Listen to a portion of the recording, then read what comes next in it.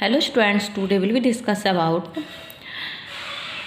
Article 343 in the Constitutions of India 1949. Okay आज का हमारा टॉपिक है अनुच्छेद 343. Article 343 Official Language of the Union. First, the official language of the Union shall be Hindi in Devanagari script. The form of numerals to be used for the official purpose of the Union shall be the international form of Indian numerals. देखिए, जो इसमें आधिकारिक भाषा है, संवैधानिक वैधानिक प्रावधान. संविधान के अनुच्छेद 343 वन में ये प्रावधान है कि देवनागरी लिपि में हिंदी संघ की राजभाषा होगी. अनुच्छेद 343 2 में भी संविधान के प्रारंभ होने की तिथि से 15 वर्षों यानी कि 25 जनवरी 1965 तक के लिए संघ के आधिकारिक कार्यों में अंग्रेजी का उपयोग जारी रखने के लिए इस चीज़ को प्रदान किया गया. अनुच्छेद 343(3) ने संसद को 24 जनवरी को आधिकारिक उद्देश्यों के लिए अंग्रेजी के निरंतर उपयोग के लिए कानून द्वारा प्रदान करने का अधिकार दिया था. Okay.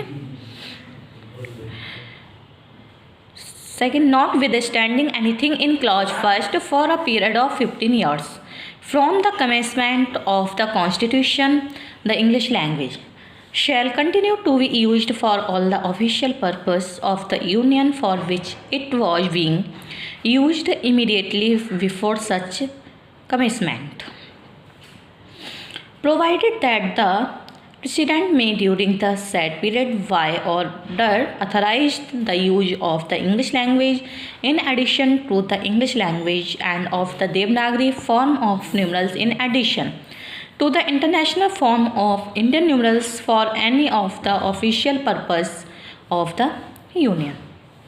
Okay. Third, notwithstanding anything in this article, Parliament may will law provide for the use after the said period of 15 years of A. the English language or B. the Devanagari form of numerals for such purpose as may be specified in the law.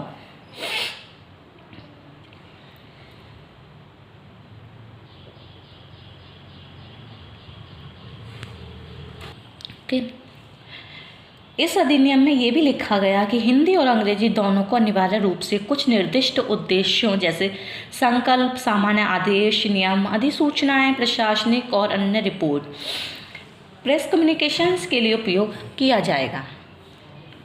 किसी सदन या संसद के सदनों के समक्ष रखे जाने वाले प्रशासनिक और अन्य रिपोर्ट और आधिकारिक कागजात, अनुबंध, समझौते, लाइसेंस, परमिट, निविदा, नोटिस और निविदा के फॉर्म आदि. Okay.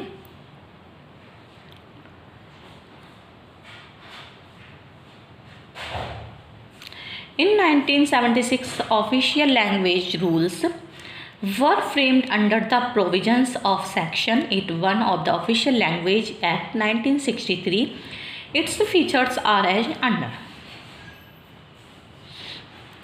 First, they apply to all central government offices, including any office of a commission, committee, or tribunal appointed by the central government and corporation of company on or controlled by it. Communications from a central government office to state, union, territories or to any person or region comprising the states of Uttar Pradesh, Uttarakhand, Himachal Pradesh, Madhya Pradesh, Chhattisgarh, Bihar, Jharkhand, Rajasthan, Haryana and UTS of Andaman and Nicobar Islands and Delhi shall be in Hindi. Communications from a central government offices to state UTS as in region B comprising the state of Punjab, Gujarat, Maharashtra and the Union Territory of Chandigarh shall ordinarily be in Hindi. However, communication to any person in region B may be either in English or Hindi. Communications from a central government office to a state government office in region C comprising all other states, and UTC are not included in AV or to any office or person shall be in English. Communications between central government offices and from central government offices to the offices of the state governments, union and individuals etc. will be in Hindi in such proportions as may be determined from the time to time. देखिए इसमें क्या कहा गया है,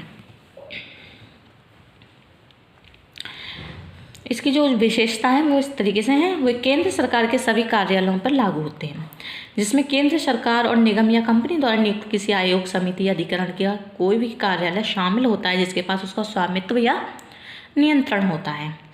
केंद्र सरकार के कार्यालय से राज्य, केंद्र शासित प्रदेश, क्षेत्र ए में उत्तर प्रदेश, उत्तराखंड, हिमाचल प्रदेश, मध्य प्रदेश, छत्तीसगढ़, बिहार, झारखंड, राजस्थान, हरियाणा, अंडमान निकोबार, राज्यद्वीप और दिल्ली हिंदी में होगा। केंद्र सरकार कार्यालय से राज्यों, केंद्र शासित प्रदेशों के क्षेत्र बी में संचार जिसमें पंजाब, गुजरात, महाराष्ट्र और केंद्र शासित प्रदेश चंडीगढ़ शामिल हैं, आमतौर पर हिंदी में होंगे। हालांकि क्षेत्र बी में किसी भी व्यक्ति को संचार अंग्रेजी या हिंदी में हो सकता है उसका कम्युनिकेशन। केंद्र सरकार के कार्यालय में राज्य सरकार के कार्यालय सी क्षेत्र में संचार अन्य सभी राज्य, केंद्र शासित प्रदेशों में शामिल हैं। केंद्र सरकार के कार्यालयों से संबंधित सभी मैनुअल, कोड, अन्य प्रक्रियात्मक साहित्य हिंदी, अंग्रेजी दोनों में तैयार किए जाने की आवश्यकता है। सभी फार्म, रजिस्टर के heading, name plate, notice board और स्टेशनरी के विभिन्न आइटम इत्यादि भी हिंदी और अंग्रेजी दोनों में होने आवश्यक हैं। नेक्स्ट इसकी policy.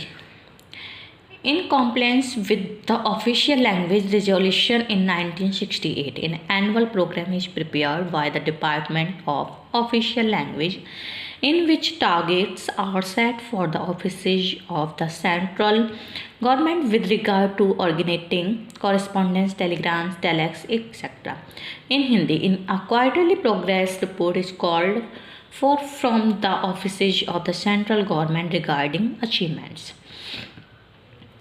The set targets and annual assessment report is prepared on the basis of the quarterly progress reports which is laid on the tables of both houses of the parliament and copies endorsed to state governments and the ministries departments of the central government. 8 regional implementation offices have been established at Bangalore, Kochi, Mumbai, Kolkata, Guwahati, Bhopal, Delhi and Ghaziabad to monitor of the implementation of official language policy of the Union. देखिए राजभाषा संकल्प 1968 के अनुपालन में राजभाषा विभाग द्वारा एक वार्षिक कार्यक्रम तैयार किया जाता है जिसमें हिंदी में पत्राचार, टेलीग्राम, टेलीएक्स आदि की उत्पत्ति के संबंध में केंद्र सरकार के कार्यालयों के लिए लक्ष्य निर्धारित किए जाते हैं। उक्त लक्ष्यों की तुलना में उपलब्धियों के संबंध में केंद्र सरकार के कार्यालयों से तिमाही प्रगति रिपोर्ट मंगवाई जाती है। त्रैमासिक प्रगति रिपोर्ट के आधार पर एक वार्षिक मूल्यांकन रिपोर्ट भी तैयार की जाती है जिसे संसद के दोनों सदनों के पटल पर रखा जाता है। उसकी प्रतियां राज्य सरकार, केंद्र सरकार के मंत्रालय, विभागों को प्रस्थांकित की जाती हैं। संघ की राजभाषा नीति के कार्यान्वयन की निगरानी के लिए बेंगलोर, कोचीन, मुंबई, कोलकाता, गुवाहाटी, भोपाल, दिल्ली, गाजियाबाद में 8 क्षेत्रीय कार्यान्वयन कार्यालय स्थापित किए गए हैं। ओके, इसके हैं कमेटीज यानी समिति। A committee of parliament on official language was constituted in 1976 under section 4 of the Official Language Act 1963 to periodically review the progress in the use of Hindi as the official language of the Union and to submit a report to the President. The committee consists of 20 members of the Lok Sabha and 10 of the Rajya Sabha. The committee have decided to submit its report in parts. It has so far submitted to the President 8 parts of its report. The presidential orders on 7 parts of its report have been issued and work is in progress on the 8th part.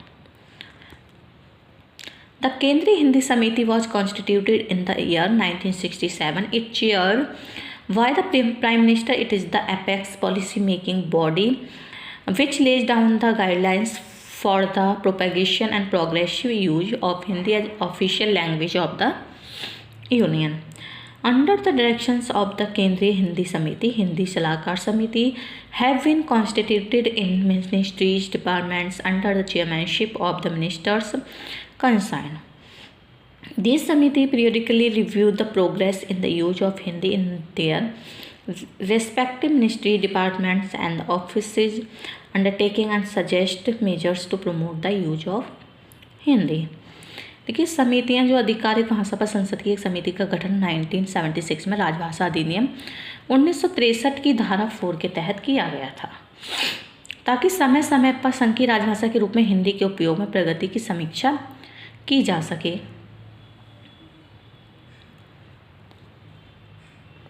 और राष्ट्रपति को एक report प्रस्तुत की जा सके। समिति में लोकसभा के 20 सदस्य और राज्यसभा के 10 सदस्य होते हैं। समिति ने अपनी रिपोर्ट भागों में प्रस्तुत करने का निर्णय लिया है। ये अब तक अपनी रिपोर्ट के 8 भागों में राष्ट्रपति को प्रस्तुत कर चुका है। इसकी रिपोर्ट के 7 भागों पर राष्ट्रपति के आदेश जारी किए गए हैं और 8वें भाग पर काम भी जारी है। ओके,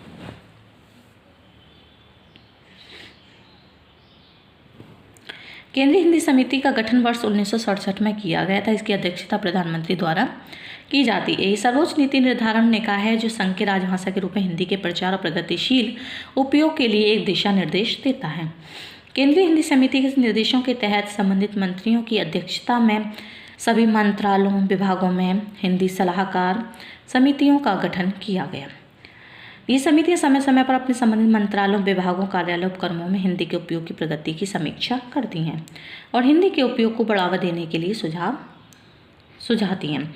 इसके अलावा केंद्रीय राजभाषा कार्यान्वयन समिति राजभाषा विभाग की अध्यक्षता सभी मंत्रालयों, विभाग के संयुक्त सचिव से पदेन सदस्य भी होते हैं।